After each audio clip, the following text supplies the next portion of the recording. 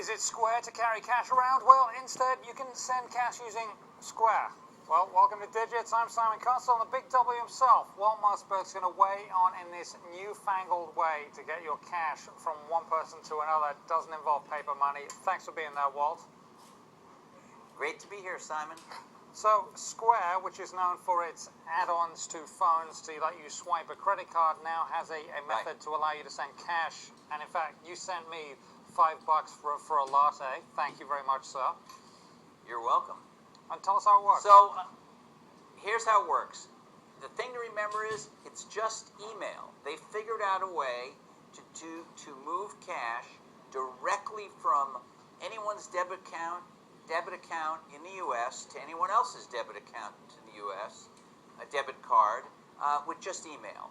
So all you do is you address an email to the person that you're sending the money to.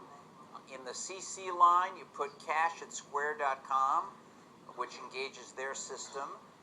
In the subject line, you put the amount of money, which can be up to $2,500 a week in any combination of transactions, including you could make one single payment of $2,500 if you wanted.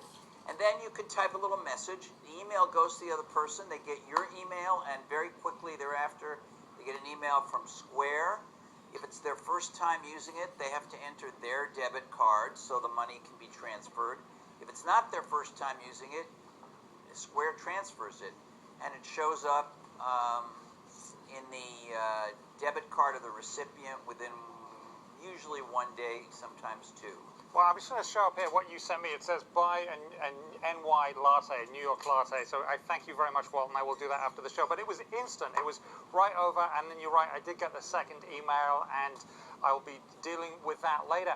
How on earth is Square, this is free, right? How on earth is Square going to make any money on this? They're not, at first. You have to remember that Square made its reputation, and they're about a 5-year-old company with a good reputation. As you pointed out in the intro, they made their reputation working on the merchant side of things, helping out merchants. What they're doing now is trying to create a service that's going to, I think, make a lot of consumers interested in and trusting Square. They're not going to show you ads. They're not going to promote the merchants in this Square Cash product. But the way they say they're going to make money is once they, have built up a good audience for this, they'll have some premium services. And I gave one example in my review. This is a U.S.-only product now, but Square itself has begun to expand to other countries.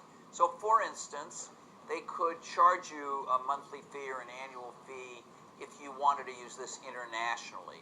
And there are other things they could do, maybe a higher cash limit or some other thing where, or maybe instant delivery, which they already have happening for some of the transactions. If you want it guaranteed to be absolutely instant, they could charge for that. So there's a bunch of things they could charge for. Now, Walt, when you get new gadgets or new things that you're testing out, you really put them through the paces, really like nobody else. Was there any downside you saw to this that you think it could be a deal breaker or just annoying? Well, yeah, there certainly are some downsides. There's one potential downside is obviously things get hacked. Email in particular gets can be manipulated. Square's goal here was to make this dead simple, so there's no logins, there's no intermediary holding of money in an account like you see sometimes in PayPal. It does go right from my debit card to yours when you set it up and get the money to buy your latte. So you have to trust Square. That's the first thing. If you don't trust Square to be able to notice fraudulent patterns or to be able to resolve disputes, then you shouldn't use this.